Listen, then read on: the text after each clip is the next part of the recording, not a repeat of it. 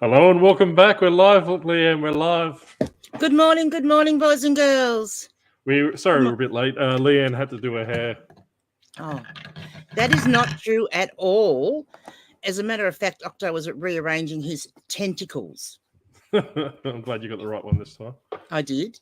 Yes, that's I've been practicing. We can't scare the little children. No, that's right.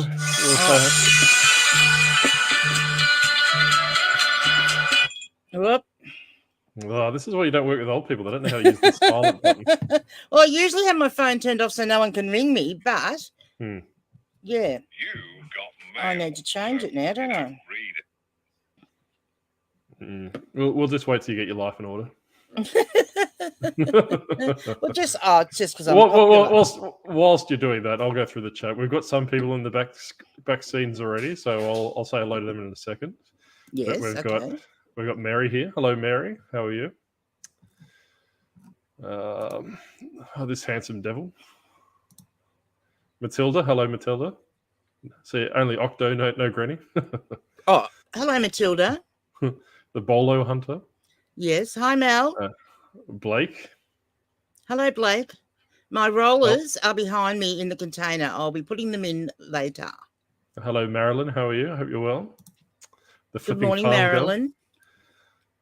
Well, Granny might be proud of you, but I'm not. Hello, fellow farm girl. They're gaining in numbers. Marilyn. So the StreamYard link, which John the Reseller has already used down the bottom, so I'll jump in a sec. Resident Convict is here. Retro Ringer. I'm pretty sure I've seen him last night. Yes, and I expect him to actually get in on the live stream today because he was giving me a lot of stick last night, and I need to give him a bit back. We do have a few new rules with the live stream too, don't we, Granny? We've been discussing. Yeah, so we'll talk about that after we get through the chat. John the Reseller. Morning, John. He wants to know where the rollers are, but we've already answered that question. Mm-hmm. Yeah, I've been working on it a bit lately, so hopefully it has that fancy shine. This is what happens when I take the rollers out. You see, I get all nice. Yeah. That's right. Yes, you can speak, but we'll speak nothing. All right, put your microphone on mute this time. Yes. No crunching. Cindy, good morning. Morning, Cindy. All it takes is 8 people to sit on each tentacle. I don't know. Well, if you're into that, I suppose. Morning, John. Good morning, John. And we've got Mary again. Yes, don't forget to big thumbs up and helps the channel grow. So like and subscribe. Talking of liking and subscribing while we're here, where did you go, Octo? We'll tell the boys and girls about your little plan to help raise some money for Chris Furlong's Backpack for Vic Kids charity to go towards his big fund that he's raising to raise $10,000. So Octo has very kindly said that he will donate $1 for every subscriber that we get over the 250. So we're already over that. What are we about? What are you, about 255 or something? I think we're 234 at the moment. So Chris owes me money. 234. Chris owes me money. It's not true. So if you haven't already subscribed, please subscribe to the channel. Yeah, so Blake obviously wants to have a bit of a slapping around when he comes in the room.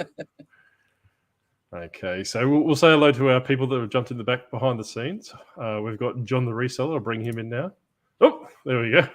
Oh, there he is. Well, I don't even know what's going on. Oh, dear. Book Week finalist. His hair's grown a little bit since last week. I say he looks a bit ordinary this week. Like, I don't know, Book Week finalist. So for those that aren't aware, they're maybe outside of Australia, Book Week is kind of a school dress up day. Yes. They try and dress up as a book character, like a very poor man's Halloween, I suppose you'd say.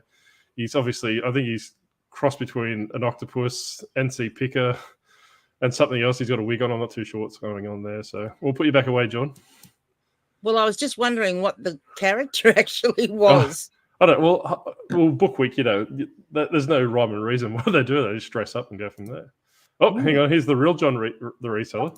Yes. Good morning, John. He's got his microphone turned off. Oh, there he goes. He's waving. Oh, hang on. We got Blake as well. Hello, Blake. Oh, it's good to see that you're actually in your seat this time when we brought you in. Hello. Yeah. I thought I better not run away this time. Yeah, that's right. I should have just left you as an empty seat last time. Good morning, Blake. Good morning. How are you? I'm very well. Yourself? Oh, I am doing okay. How's Ballarat? It would have been a bit chilly there this morning, I'd imagine. It was, but we've got sun. It's a blue sky and there's absolutely no clouds. So yeah, it's lovely. And I mean, look, we get those frosty mornings around this area, but then, we have to put up with that because then we get the nice sunny day. That's right. Yeah, exactly. No, it'll be good this afternoon. If I wasn't a reseller, I'd probably be out doing something in it. Oh, we got more people. SSK promo, Ken from Ken vs 10. I jumped into his live the other day. It was quite entertaining.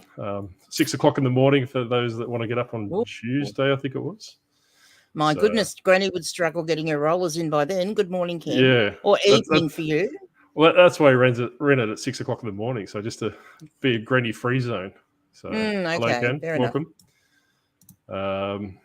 One Octopus, 258. That's what I'm reading. Oh, okay. Okay. So he's on to me. I'll have to hide John. Is there a ban button here somewhere? Good morning, Peter. Good morning, Peter. Song lyricist and musicality person. My little man that helped me with my rap tune. Yes. Oh, apparently Mary's calling you fat, Blake. She calls you got chubby cheeks. It's all the chubba chubs. Just rub more salt in the wound. Chubba chubs. There you go. Oh, God. Chubbas. I've been neglected today, Mary. They haven't gotten me any chubba chups today. Yeah, no, they're actually in the bag behind me. I don't know which side. That multiple colour Blake. Yeah. Christian's online. Hopefully the kids aren't terrorising you with their book week costumes. Maybe you can tell us what John the Reseller is. There you go. Yes. Have a look at him and tell us what you think he is. He's evolving. Yes. Well, Christian should theoretically be dressed up as a book week character too. Oh, that's being right. a teacher, so he should tell us what he's dressed up as. That's right. So bearded poker tuber, welcome. Big fans from the other side of the globe. Well, good to have you here. Yeah, if you're a fan of Granny, you obviously might need to get your head read. That is enough. Yes. Oh, it's 105 here. So what's that in Celsius, John? You're smart. You look like you're smart. Just 40 degrees. Reason. Oh, he's not. Oh, there you go. 40.5 degrees. I'm not coming after you with it. I'm not coming after you with any more maths, John. Well done. That's actually a pretty good guess. Yeah. Well, the reason I remember that is because we used to have Fahrenheit when I went to school, and when it got to 100, which was now what we call now 40, we got a day off school because it was too hot, because we didn't have air conditioners in those days. Yeah, right. Wish I had that rule when I was a baker in summer. Yeah, no, it might be a bit hard in the bakery. We got up to, in our old bakery, we got up to 49.5 degrees, and I was standing in front of a 256 degree oven. Oh, it was horrible. I bet you didn't have shocking facial hair back then. It's probably got burnt off. No, I got sick of the beard net. Bit of also working hard over here on eBay. That's good. Yeah, you're more than welcome to jump in and tell us what you're working on. Yes, apparently John's the only person working in here. I think Blake might be doing something, but it's a bit hard to focus on 3 things at once being an octopus. It's hard when you guys tell me not to. It's hard when you guys tell me not to talk, and so I just decided today we didn't tell you not to talk. We just told you not to. I'll try and be a bit of a wallflower and then see if I can. You sound like a bit of a robot at the moment. Yeah, there's something a bit weird going on with his sound. That's right. We didn't tell you not to talk. We just told you not to use the tape gun next to your microphone. Yeah. Who else? I've got Christian in a different account. Jeez, he's got more accounts than the octopus. I can fill in for John if I need to.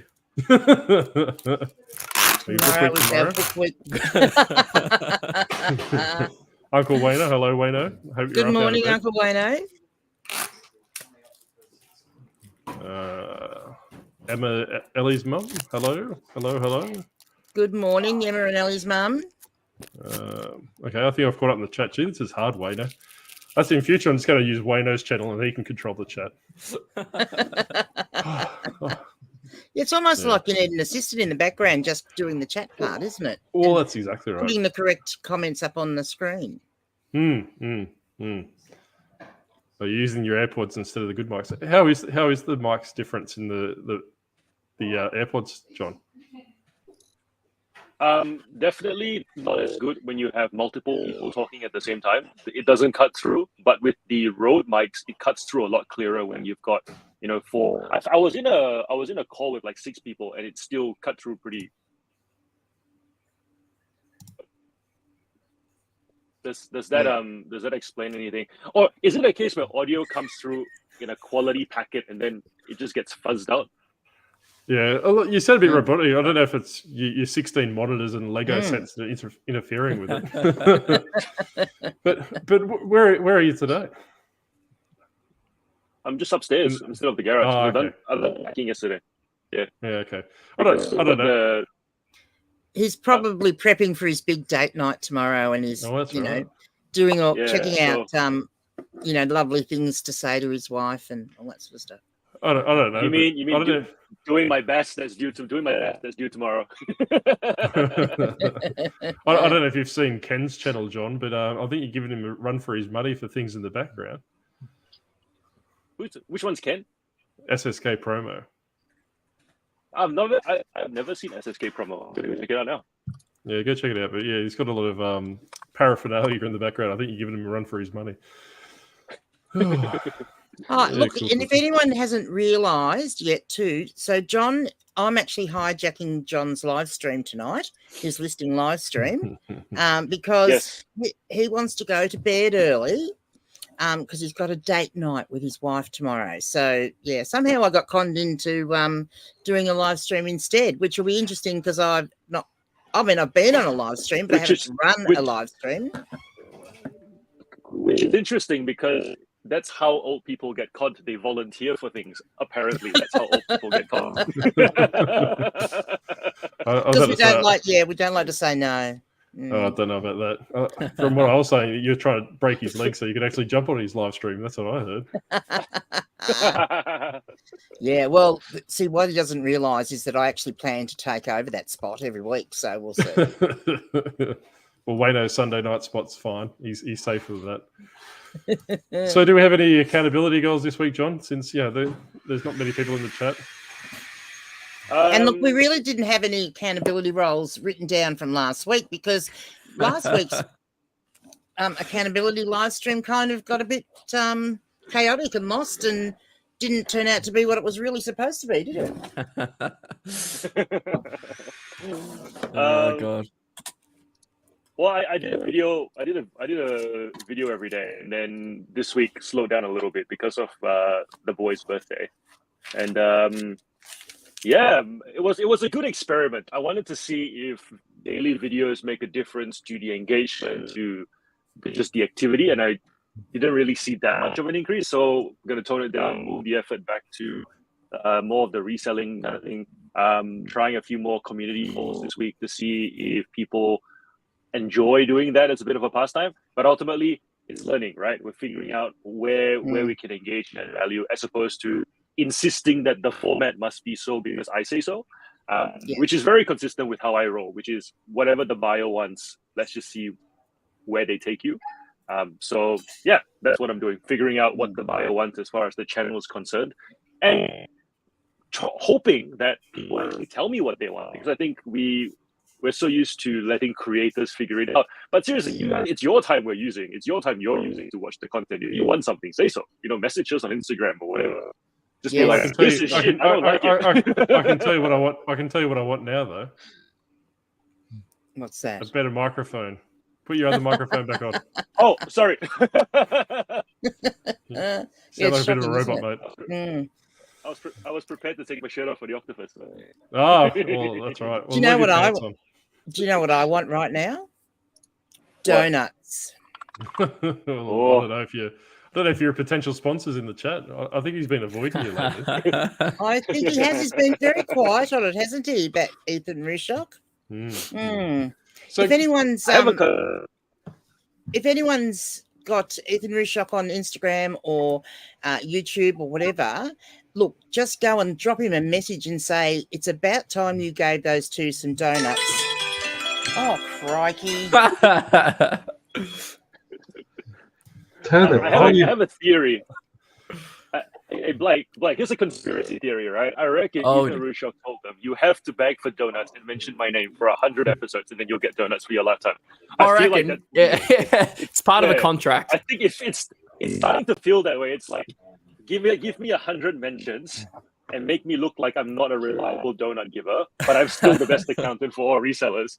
And then that will just ingrain that name into this section of all resellers, and then you'll get your lifetime of donuts. Yeah, any publicity is good publicity. That's what... like set up the epic delivery. Like, oh my god, she actually ate them donuts. But you did it for 100 episodes. But it's a lifetime of donuts. Holy god! And then we all just go back crazy again. Oh god. Yeah, we're not asking for that many donuts. We're only asking for a 6-pack, but he's quite tight in that respect. Morning, Wayno. Hey, Wayno. Octo, can you just chuck me back in the green room for a sec, please? Yeah. There you go. Oh, look at that. Peace and quiet. I knew you were going to say that. Before you even, as soon as she said it, I knew you were going to say something smart ass. I had my finger on the button, so it's... she was going to the green room regardless. What's that, mate? Everyone take a breath. Yeah. So we're heading to America. John, are you going to America, mate? Nah. No. Well, that matters. What is that to do in America? What is that to do in America? Well, I don't know. They seem to have a lot of good yard sales and garage sales over there by the sounds of it. Either that or a lot of the YouTubers are just setting it up. What about you, Blake? Are you going over to America anytime soon? We'll let those people do it. I might go over and try and kidnap a Goodwill bins to put in Ballarat. That'd be all right. But nah, I'm not planning on going to America. There's other places I want to go before I want to go to America, I think. I want to go over to Norway in the next couple of weeks, next couple of years, just to go over there, really, not for reselling purposes, but I don't see myself going to America anytime soon. I'm back. What about you, Granny? Hello. Are you going to America anytime soon? Who, me? Yeah. No, I don't even have a passport. Why does that not surprise me? I have been overseas, though. I've been to Tasmania, and I've been to Rottnest Island, and I've been to what used to be called Whitsunday 100, which was the party island back in the day. Yeah, nice. Yeah, okay. I'm not going to ask Wayno because I already know the answer to that. He's already got his tickets to Minnesota. Problem is, I am absolutely shit scared of heights. I do not like planes. So I've been on a plane twice. I was going to say, have you flown before? Yeah. Been to Queensland twice. So I've been on a plane 4 times, basically. There and back. Not a fan. Not a fan. Because I don't like heights, but as long as I've got something solid underneath me, I'm not too bad. Yeah, like well, I've always got my ass underneath me. That's pretty solid. I have the thing where you have the urge to do the wrong thing. Like a lot of people have it as well. It's got a name, but I can't. It's like when there's a comedian years ago I saw, and he explained it like someone's like, "Do you want to hold my baby?" And he's like, "No, the first thing I think is touchdown." So if I'm up high, I have this massive urge to jump. I don't know why. I just really want to jump. Like even though I don't want to die. It's really weird. It's a weird feeling, and I don't like it at all. So, perhaps when you fly, you should already have a parachute on your back then, just in case. Yeah. I should just wear a parachute around all day, every day. Exactly. Yeah. Get up on the ladder and test it out. Make sure it doesn't go. It's like if I went to like the Statue of Liberty with some friends or something, and they were all going to go up the top, I'd just be like, "Oh, wait here." Which reminds me, Uncle Wayne, while I am talking to you, I have to remember to find out afterwards where you got your shelving in your lounge room from. That's just from Amazon. They're pretty much, you can get them anywhere. They're just got different names everywhere. So it's like the whole thing with, like, Bunnings, if you find it elsewhere, will beat it by 10%. So the same product, you can find it everywhere else, but they just put a different name on it. So so that way that they never have to pay the 10% off. So yeah, they're everywhere, but they're just under different names. That's on Amazon, and they're pretty much the only ones you can get in Australia that are like that. Right. Okay. So, but you'll just see them everywhere, like with different names and different prices. But I found the Amazon ones, I think they were either the cheapest or they were close to the cheapest, and I didn't trust the other websites, so I got the Amazon one. I went very dear, like 130 or something. Yeah, that's about Nightmare to put together. Oh, okay. It's basically don't come with instructions. Well, look, honestly, what flat pack actually comes with proper instructions? They come with instructions, but you're actually better off not looking at them. I have a visitor. Oh, look at that. Yeah, I have a visitor. I'll lock mine out. Good down. This is Simba, everyone, in case anyone's wanting to know. Didn't realise you had any. You're allowed to have pets in the nursing home. She's the oh no, I've got hair all over me. She's the therapy cat in the nursing home. Oh, okay.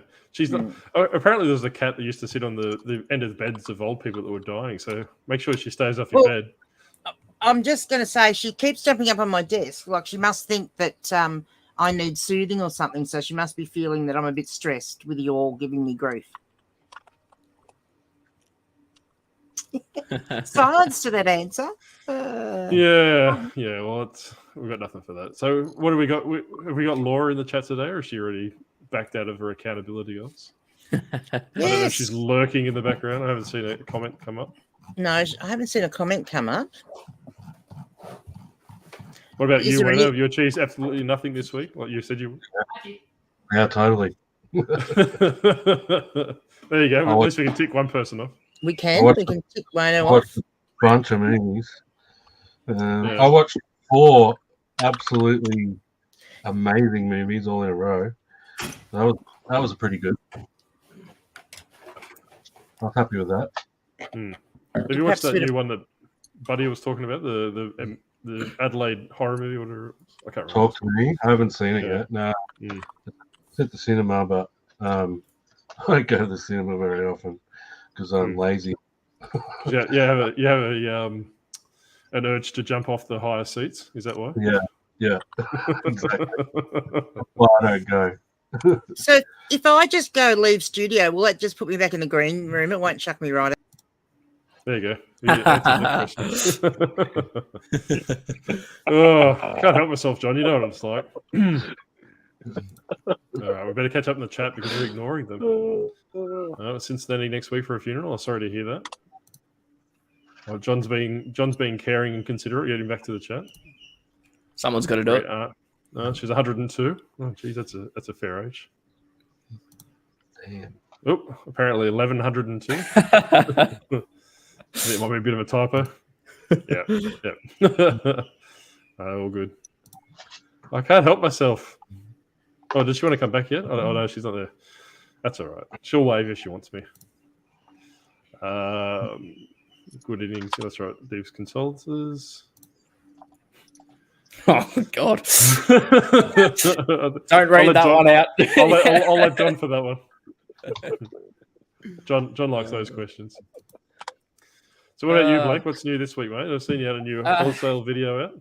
Yeah, I did. I wanted to update you on that buyer from last week. Remember that one with the whole INAD crap they did?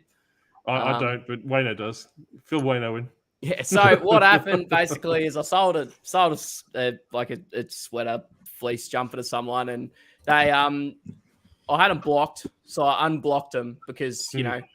That's dumb. Because they would messaging me. They were all nice and stuff. So I was like, oh, maybe they're okay and that. But they've got a history of negative feedback and stuff. Anyway, I gave them the benefit of the doubt. And as soon as they received it, I got an INAD, and they they said they got to return it, but then they demanded an 80% refund, and I said no, not going to do that. Spoke to eBay, bloody da. They're like, no, don't refund it till it gets sent back. It'll automatically get closed. And then I didn't hear anything else from the buyer. I messaged them. Anyway, I got a thing saying that they'd opened a case and the return was shut, and the case was accepted in the buyer's favor. So I called eBay. I'm like, what's going on? They're like, well, you didn't respond to any messages that the buyer sent you. I was like, the buyer didn't send me any messages. They're like, yeah, and they read out all these messages they said, and they sided with the buyer and gave them the 80% refund, and they get to keep the item. And do you know what? I had that happen one other time, that they actually block messages that have got something in it that they don't think should be published or something. So you don't necessarily get all the messages. Yeah, it's annoying because now I've forked over for $120. So I don't get the item back, and it's. So did you try and appeal it? Yeah, I called like a heap of different agents and sent messages, did all sorts of stuff, and they're like, "Nah, you didn't reply to the messages." I'm like, well, I didn't. They're like, "Oh, we'll talk to the technical team. Don't worry, it won't affect your account." Blah, blah, blah. I'm like, I don't care about it affecting my account. It's just the fact that it's $120 that I should be never have had to pay. It's like it's crap. Well, so, I think I was I had something similar. I was doing put it in our group chat the other day. I had a jumper that was delivered on the 5th of July, and they opened an INAD because they found a hole in it on was it Tuesday? So what's that? Almost 7 weeks later. Oh, yeah. Yeah. So it's like here's your $24. Go away.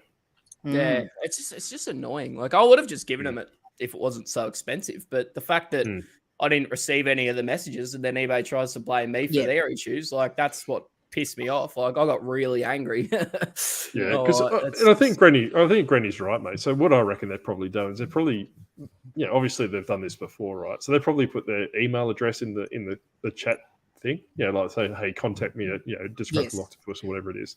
Because I've actually had the same thing before. Is that where eBay found in their favor, and I was like, no, I didn't receive any emails. Then they actually showed me the chat history in the chat. And I was like, well, look, they're littered with keywords and all these different things your system picks up. So they actually overturned it on that ground because there was no way that I could actually respond to these messages. Yeah. But that was only for a negative feedback, I think, from memory, because I couldn't converse with the member. So I'd definitely keep at them, mate, because that's crap. Keep going back until you find someone that does fix it. Yeah. Oh no, I will, because no matter what I've done, like I spoke to like probably 8 different people yesterday, and none of them wanted a bar of it. Like it was just frustrating. Like. It's crap. But as soon as the case was closed, I remember I told you at the end of the podcast last week that they're like, oh, it won't affect your account having the INAD. My impressions over the course of that 5 days were cut in half. And then yesterday it's gone up by almost 100,000 again, back up to, so the dip was like this as soon as the case was closed. And I made more sales again yesterday. So I'm like, well, that'd be fine if they didn't bullshit you and just say, hey, it won't affect your account, it won't affect your sales, it won't affect your impressions, and then it just does. So I don't care what they say, but it definitely does. Definitely does. Yeah. 100%. So yes, we do have the ability to sell globally on eBay, but we don't have a global shipping service like you do in America. So we have to send them individually. I send quite a few books in particular overseas. And actually I sold a pair of FUBU jeans yesterday to someone in the UK. So they're going off to the UK tomorrow. What about you, Wayne? You sent a lot of media overseas, don't you, mate? A little bit. I got one today, a $10 one, and $10 DVD, and he's paid $53 to get it shipped to Norway. It's unbelievable. But going back to the eBay, they looked after me yesterday. It was a pretty bit of a no-brainer, though. I got a revenge negative. After last week, I remember last week on one of the lives, I think it might have been with Brandon, the media picker, talking about blocking buyers and stuff. I'll read it out because it's really interesting, the feedback I got. My hubby made an offer on this T-shirt months ago.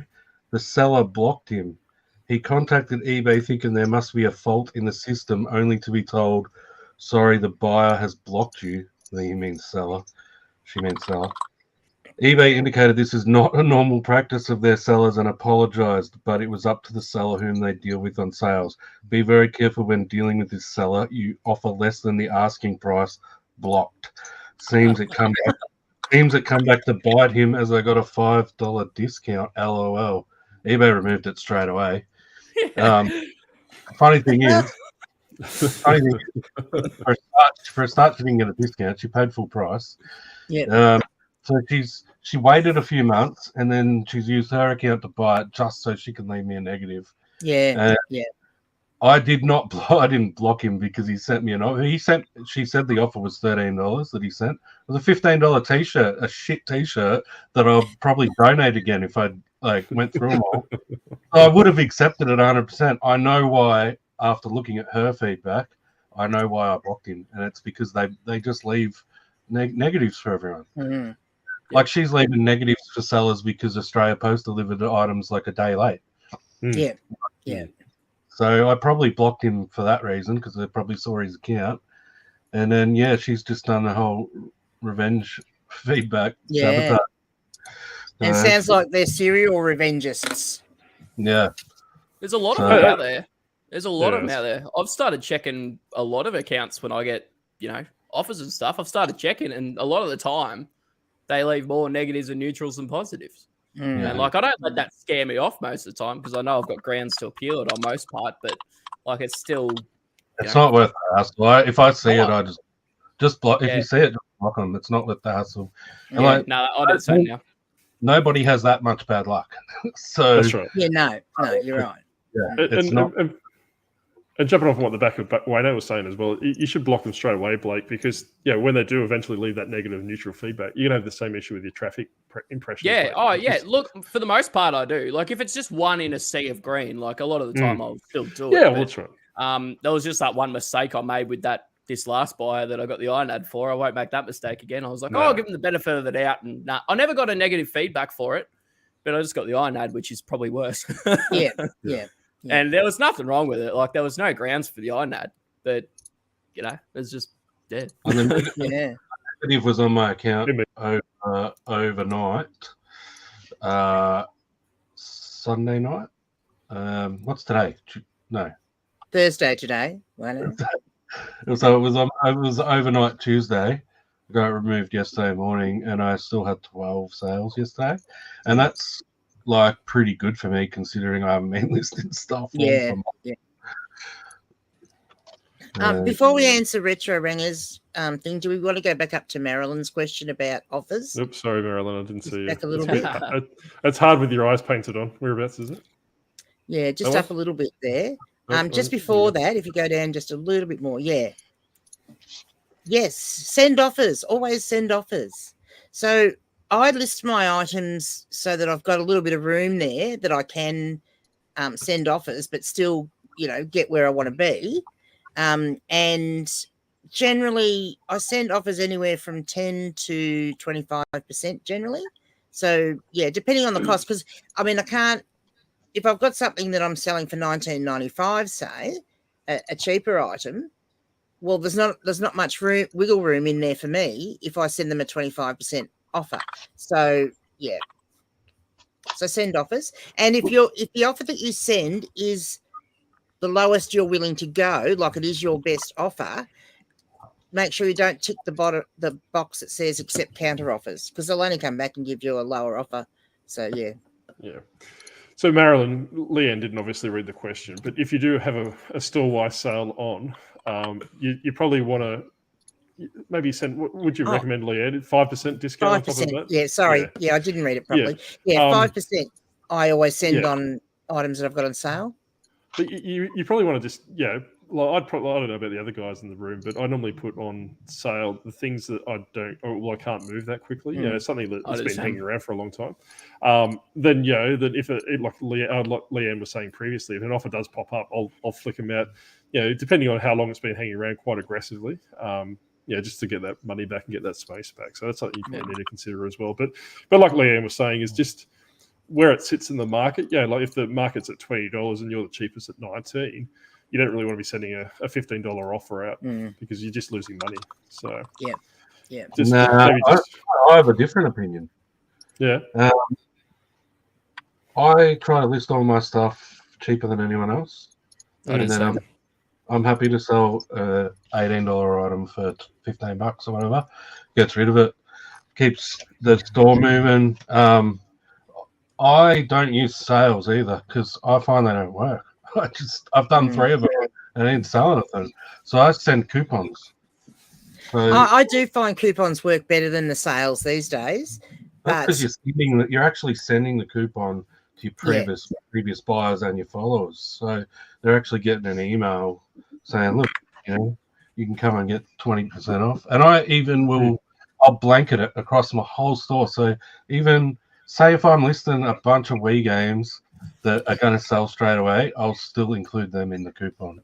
Because I find it makes people go, oh wow, like I'm going to come back here, like or I'm going to follow. Like, so Wayno, do you have a store-wide coupon that's a public coupon on your store and then send additional ones, or do you only send them? No, I don't usually have any current coupons or sales running. I do it not very often because I feel like it's if it's always there, I feel like the buyer doesn't care. Like that's the regular price if it's always there. So I will do it. So over a long weekend, I'll run a coupon, maybe a random weekend I might just run one. But I don't do many of them, and I find when I do them, I get heaps more sales. And I was going to say the same thing. I've done a bit of experimenting with it, having a coupon that's there all the time versus on a weekend having it and it's finishing like 3-day only or 2-day only. I've even done 24 hours coupons and those short ones where it appears like that offer's only there for a shorter period of time where I'm getting more sales. Yeah, it's a sense of urgency. Yeah, people are like, oh, I better get it now. Like, I mean, it's I always try to think how I would think. So when JB Hi-Fi, I collect Blu-rays. I never pay full price for them. I just wait until JB Hi-Fi have a 20% off sale or a 30% off sale, and it usually only goes for a few days, and I absolutely load up, and get everything that's come out in the last month or 2 or whatever that I haven't got yet. I get them all then, and I feel like a lot of people are probably similar. So if they see that I've got a 20% off sale and I haven't had one for 2 months, they come along and they buy a bunch of stuff. It's probably different for different sellers as well too, because I'm selling to DVD collectors and stuff. If you're just selling clothes, I don't know, it might be different. People buy clothes when they need clothes a lot of the time, So it might not work for some people the way I do it, but it just works for me. So I sort of run. Well, I've turned it off the last sort of week or so, but I usually run, because I'm mainly clothing as well, I usually run a 10 to 15% coupon all the time. But then like on a weekend or something, I might put up to either 15 or 20% over a weekend or something like that. So that discount's still sort of always there, but it's not as much, I guess.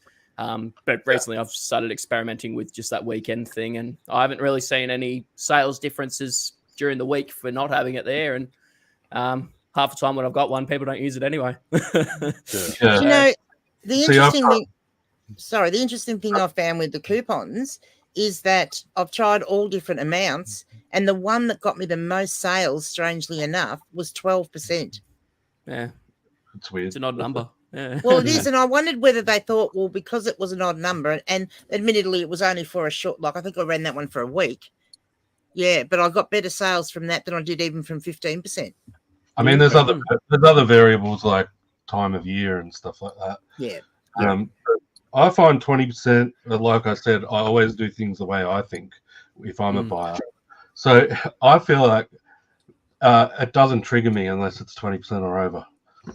At sale. Like I don't know why. Like I feel like 15% off isn't enough for me to go. Oh, I'm going to go check that out. Like so that's the reason I thought that.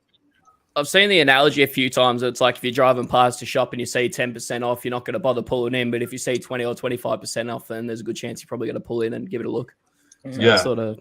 That's like that a few times. It's like with petrol. If the petrol station on your side of the road is 5 cents dearer, you're just still going to drive in there. But if the one on the other side of the road is 15 cents cheaper, you might actually pull over to the other side of the road, and go into that one.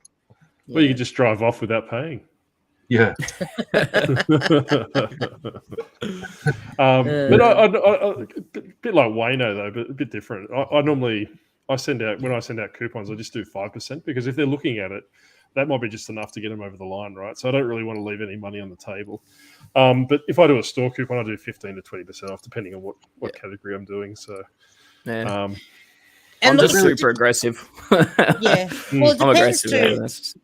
Yeah, it depends for me too how long I've had it listed. Like yesterday, I listed a pair of jeans, and like 2 minutes later, it came up that I could send an offer. I'm not going to send them a 15 or 20% offer because I've only just listed them. They're That's obviously going to be popular, so they got a 5% offer. I do. If I've listed something straight away and someone watches it, I send the offer straight away if I see it. I do. Yeah, send it, but not for as much as I would if it had been there for a month. Yeah. So when I'm listing something, say if I'm listing a $20 DVD, say if I'm listing a $20 DVD, I'm expecting to get $15 for it. I'm not expecting to get $20 for it. So I don't care if someone watches it straight away and I send an offer of $17.50, which is probably what I would send, and they buy it, I'm happy. It's straight out the door and the money's in your pocket. I paid 10 cents for it or whatever because it's a DVD. It might be it's like different for you, different people's stores. Like if you're buying like Blake's mainly clothes, he's not paying 10 cents a piece for his clothes. So that's a bit different, like you just sort of got to work out what works for you. What were you going to say, John? So on your point, so this is different. So on your point with the 5%, because I do niche stores, it's collectibles and it's toys, parents take their time to build up a collection. So one of the trade-offs for me is, yes, on the plus side, I do get a larger order ASP because when they buy, they tend to buy 5, 6, 7, sometimes 10. The other thing, I told you guys 95 orders in a single order, right? Such that eBay's invoicing thing didn't work. It kept splitting the invoice into 4 or 5 different parts. But I do need to have a 20% discount because I can't, like 15 to 20%. If I do 5%, they will just wait because they know that if they just wait, I'll just keep replenishing anyways. And they know that if they wait, they're not even going to miss out on the mint condition stuff because I replenish that quite regularly as well. And so for me, 5% doesn't work, but that's the context behind my business. Like there isn't that sense of the urgency doesn't really help in my business. It's very much he's always there, it's reliable, but it does mean that my competitors don't get sales either. So that's my dynamic. I just wanted to add that because that wasn't mentioned in your discussion. Yeah, that's fine. Just out of curiosity, John, what do you got your AirPods hooked up to? Is it your Mac? Sound like a robot. Yes. Yeah, it's got really bad audio. It's hooked up to the Mac. Yeah. Oh, sorry. Should I speak slower? Speak more metallic, mate. I don't know. I don't know what's causing the interference. Bring back the tape gun. Oh. It's easy to listen to. So what was Retro Ranger's question earlier? Oh, there we go. Yeah, so yes, it's only really desktop only. I haven't found a way of using it through the app. You could probably use the desktop version on your phone if you're using it through Internet Explorer or Chrome or something like that. You could probably use it that way, but you can't use it through the eBay app. But for some reason, you can actually access it if people send you the link through Messenger or something like that. So, long story short, if you get a gut feeling that something's going on with the buyer, don't accept the offer until you check it out. Definitely worth checking. Yeah, so I won't be doing that again. Mistake. Yes. Yes. Not all people are good people, unfortunately. That's right. Oh, he's back again. What's going on, John? You got to go to the toilet. I actually had an item not described come up the other day. I asked the person for photos. They sent photos, and because the item it showed the same item because the scratches were the same and so forth. I've learned that ask for more information within the case because eBay reps are very lazy to check messages outside the case, and so just pretend just pretend to be helpful, especially if you know it's going the wrong. Just go, just wanting to know how does it not match the description. I'm trying to help. I'm happy to take a return. Just add all the pieces in there so that, and eventually the guy said, oh, the photo looks more blue, and I was hoping to get a blue car, but the car was purple. And I said, yes, the listing says it's purple. The item specific says purple. The photo shows a purple hue. It's one of those things where, you know, that purple and blue, sometimes it doesn't come out the same way, but it wasn't that big of a difference. It was a very small difference based on what the car was and what the color ended up coming on the camera. And so by putting all those things in there, and the guy actually stated, I wanted blue, I did not get blue. I actually asked eBay to step in, and a lot of sellers are afraid to do that because they feel like if they ask eBay to step in, they'll immediately, screw the seller over. That didn't happen, and it oftentimes doesn't happen because you loaded up the case file with all the information. So essentially, we've proven. And I even said the last note I said was, it looks like it's a change of mind, and it's not really what you were hoping to get. You're more than welcome to return at your expense. I wrote all those things down, and then they go, no, the item doesn't match description. Got it. Then ask eBay to step in, then say they've chosen the wrong reason for a return. I think that's how it's worked.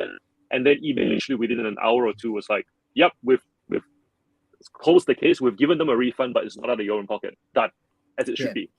So load up the case. Don't worry with messages. Like, just because it helped the eBay rep out. Because I feel like if it's so patchy on our end, I can't imagine they would have an integrated system either on their end. So if you ask him to go search messages, chase messages, go back messages, few months, few weeks, they're not going to do it. They're just going to see what they've got. So really, do it all in the case and load it up and slowly kind of massage the buyer for more information, especially if there are photos. Because in my case, the photo that he sent me, yes, the purple was very different from slightly different from the photo on my thing, but it wasn't so different, and the scratches were the same. And it was pretty clear, like, the guy just wasn't happy with what he thought he was going to get. But he picked the wrong reason, and so they just So all I'm saying is eBay. All I'm saying is eBay can be very fair. Don't feel like eBay will not support you. That's all I'm saying. Yeah, well, that's exactly right. But I suppose, excuse me, going back to what you were saying as well, John. Yeah, with the contrast color in the car, it probably comes down to the contrast setting of their computer as well. If they're looking at a phone with the contrast really low, of course it's going to be a different color to a contrast the color where it's up full.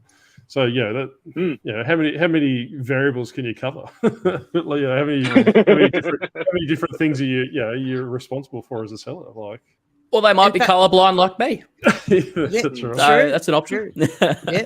And photos actually look very different, even from the phone to the computer. They look very different.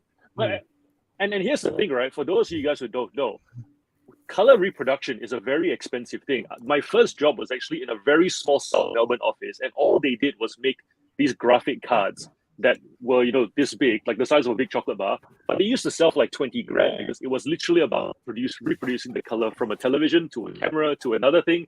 And that's the amount of technology you need just to do that job.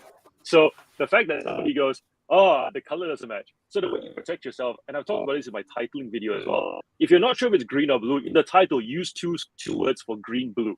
That way, if there's any doubt, they can ask you. If they say, is it blue? It says so it's blue. Is it green? It's also a shade of green. It's just somewhere in between. And if you're not confident at buying, don't buy it. You feel free to say that. Don't kind of, you know what I mean? Like, don't be afraid. Don't try and sell it. Yeah. Oh, people are it's very hard to listen to. Your Android voice. I am not a robot. Are you in a Faraday cage or something, John? Is that what you're going on?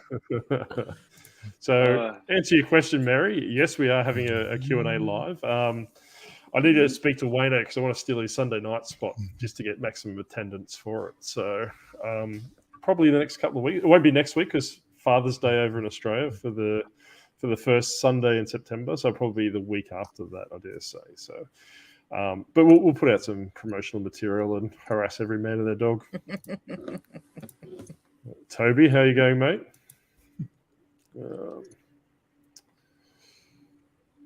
5%'s fine. Like Wayno was saying that if he's listed, if I've just listed like Leanne just mentioned a bit earlier, is I just send a 5% coupon out, even though if I've got a 15% coupon running in the store. If they're looking at that item, I'll just send them a 5% coupon, and sometimes they accept it and shortchange themselves. That's their problem. And it's really dependent on how much the item's worth too, because 5% on a $20 item isn't much, but 5% on something that I've got listed for $60 or $70, that's a lot. Like that's a good discount. So, that comes into it too. And half the time too, like especially with those older items too, if you do a coupon or an offer or something for a certain amount, a lot of the time it just brings the price back down to market value. Like, yeah, it'll just bring it down to what it's actually worth. Like it might have changed over time if it hasn't sold or something like that. So it'll actually bring it down to what it should probably be listed for in the first place.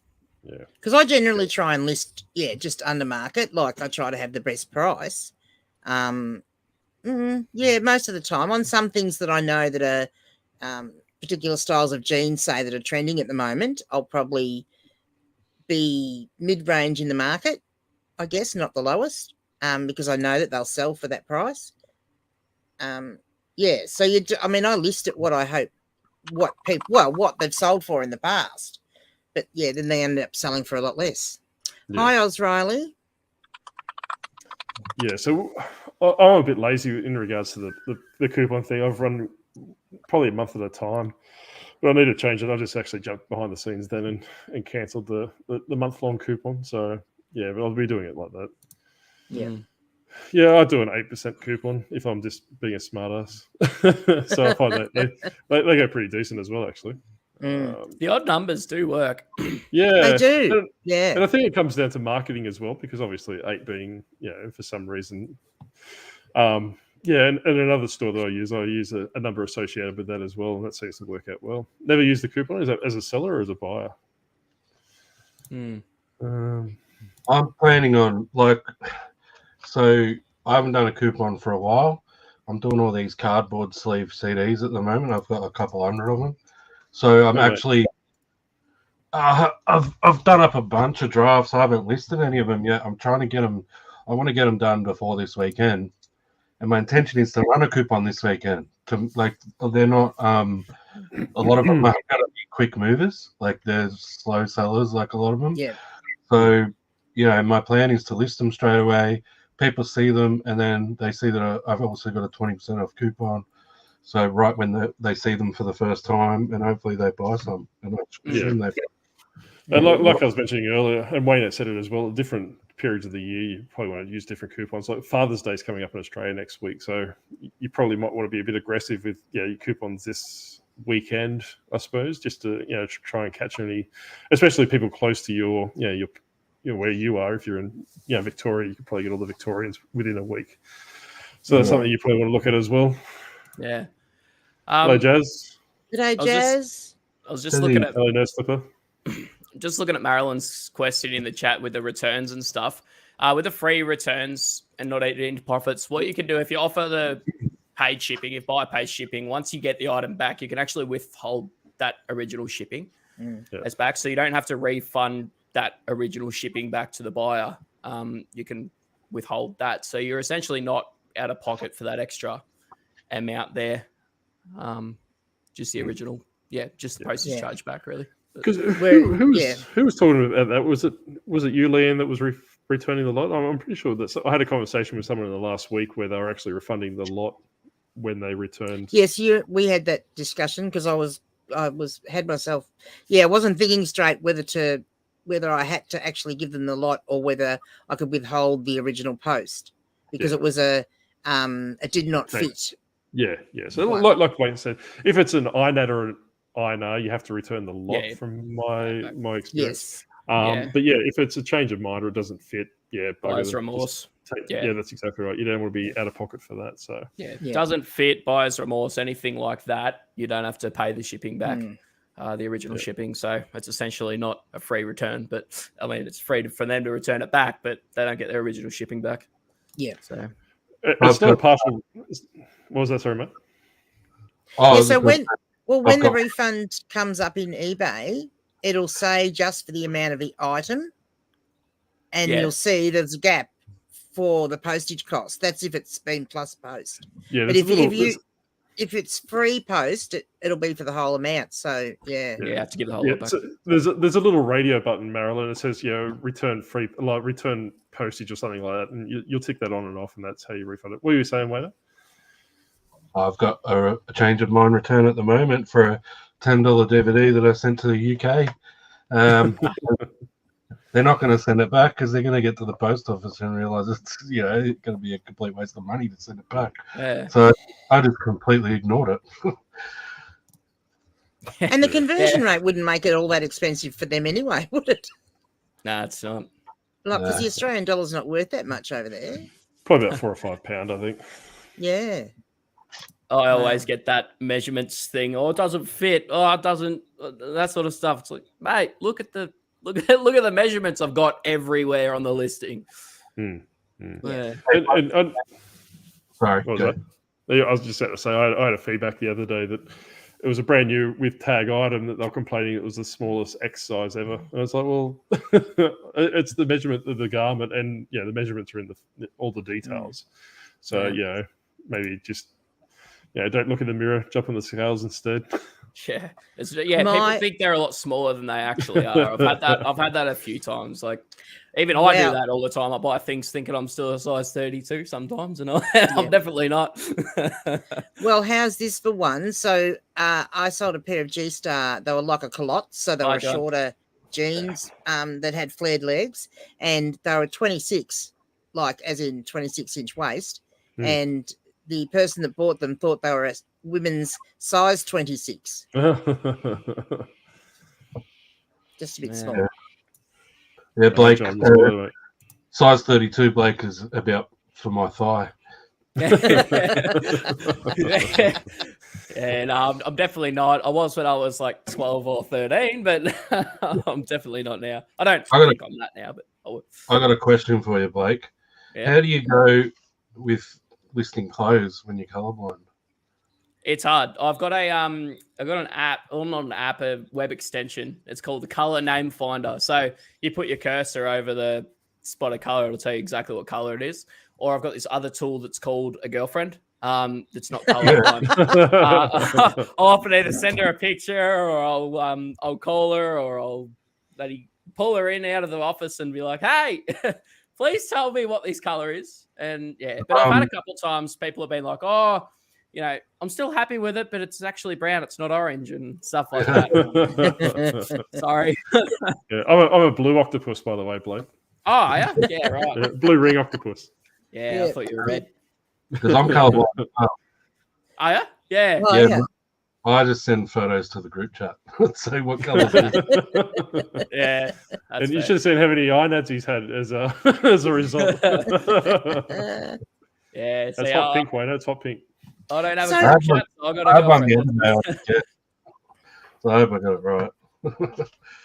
My biggest problem with colour is khaki. To me, khaki is green, but apparently it's beige to everybody else. I don't know whether that's a bush thing, but yeah. See, khaki is like that green behind you on your little mural on the left, I think. That painting behind you, Leanne. Yeah. The green bit. Forward, yeah, that bit. That's khaki to me. Yeah. That's great. Yeah, well, that's green. Well, I wouldn't call that khaki. I'd call that a green. But yeah, I get pants that are khaki all the time. They're, pick a lot of them up. But yeah, and even when you write khaki in the title, the app will, like eBay platform, will automatically suggest the color is beige to put in the item specifics. Dishwasher color tester. I clicked to what you were saying. That I was like, oh, I thought you were talking about apps. Oh goodness. Yeah, khaki is the style of pants as well. That's what it always puts it in for me. If I write the word khaki for the color. Yeah. I usually have so to I've got the same problem, John, but my phone screen smashed. So what it's actually doing at the moment, it's actually sending half-written messages off to people, or half. It's actually whenever I try and type something, it pushes the send button. So I can spell, but I can't. I have to get a new phone screen or screen protector. Goodness. I think khaki is a style of pants as well. How is khaki a style of pants? That's They're what like makes it. chinos, but they're like chinos, but they're a bit more. Starched. Yeah, they're just a different. They're like chinos, but I think they're looser. I think. So in the army, Granny, the army Yes. dress pants are called khakis. But isn't that because of the colour? No, that's a style. Oh, okay. So I've learned something new today. Yeah, there you go. You can teach old dogs new tricks anyway. Look at that. You can. They're very. You They're, can. they're similar to chinos. Like I know on There's Poshmark when I list on there, it comes up with khaki/chino. So they're similar. Wow. They just fit a bit different. Do they have a different material, like a Okay. canvas feel as well, or is that?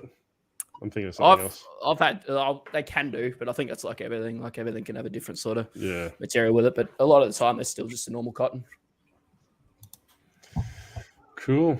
I think we'll have to start chasing down Laura, Granny, because I don't think she's come back with the accountability goals. Yeah, Wayno's passed not. Wayno's passed with flying colours. He has. Yes. And what about you, Wow. Octo? Have you been being a good octopus? And No, yeah, I've been doing my soft standard stuff. So I've been doing what I've done. Did some measurements over there, wherever it is.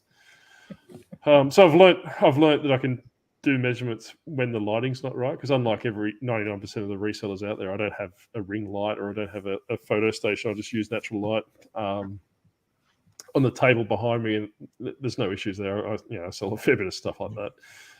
But what I do now is I take photos through the day, and I'll do measurements at night. So If you do things in batches. Well, So that's do you- exactly right. so, do you do inches or centimeters?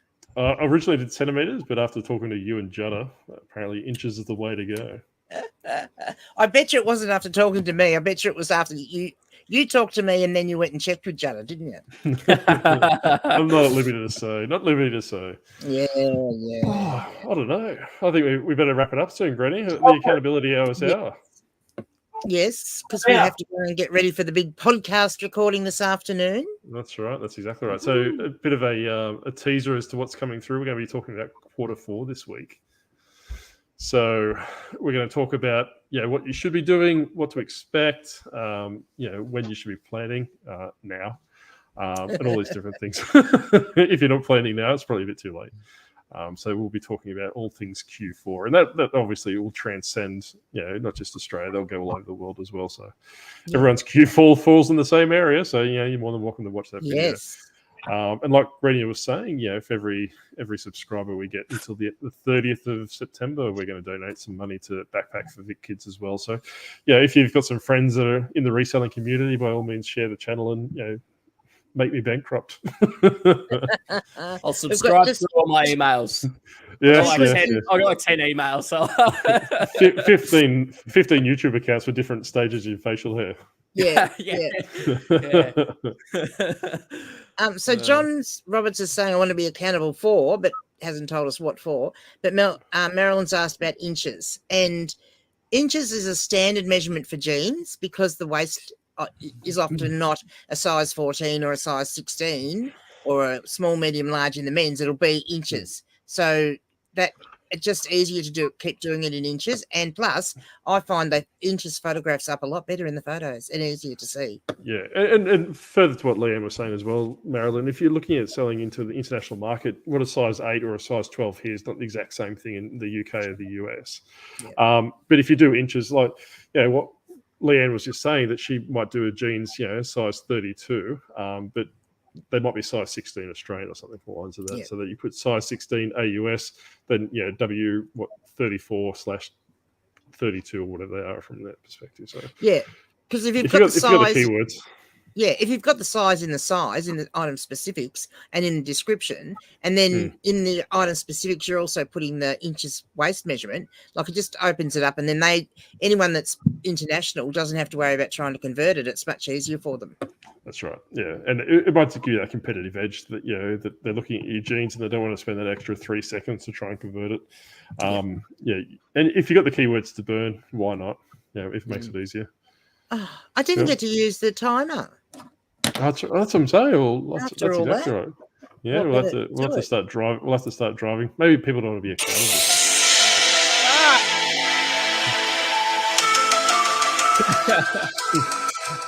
I was going to play that sound to kick people out after if Yeah. they've been gone for too long. You That's just got right. We're not monetized anyway. I was about to say we kicked John out. That's good enough. All right. I shall see everybody tonight. 9 o'clock. Yeah. So with Mary, 9:30. Well, 9:30, not 9 o'clock. 9:30. yeah. So Mary, if you want to donate, you can reach out to either Chris Furlong or even, better yet, make me bankrupt. Just send the channel around your friends and get them to subscribe, and we can go from there. Either or. Yeah. Okay. 1 week to get a closed photo station working. I have all the stuff. The room is full of stuff. Yep. Yep. Cool. Can't wait to see it, John. We'll hold you to that, John. It'll change your life. Yeah, I can do that, Mary. I will get onto that. It might be a bit later on today, but I will do that. Yeah. So Mary. I'm making a note. I'm making a note. Leanne will do it for you. We'll hold her account. Yeah. All right. Cool. I am cool. writing a note. All right. You're not going to roll into another live, are you, Wayne? Are you going to take the rest of the day off being accountable for doing that? Yeah, no, I'll probably just try to get a bit more of this done, then go watch a movie. All right, everyone. But thank you very much for coming in. I might tomorrow. There you go. Wayne might do it tomorrow. So you could hang out tomorrow and we'll keep an eye on his Instagram and his YouTube, and he'll probably do it that way. But thank you, everyone, for this week. Well, hopefully next week you've got some courage and you want to jump in and tell us what your accountability goals are. Like Q4 is coming up quite quickly, so you probably want to start getting sorted accountability-wise. So, well, probably Octo, after they've seen our podcast, they will be wanting to hop in and get cracking on Q4, so they'll be busting their little bums to come and join us on the live stream. Well, I've seen our podcast and it's horrendous. They might want to come back. No, the episode that we're going to be banking this afternoon that we'll release Tuesday, you see. It's all in my head, and it's horrendous in my head, so I can just imagine how it transcribes. Oh, jeez. All right, hooroo, boys and girls. All right, have a good day. Bye. See you later. Bye. Bye.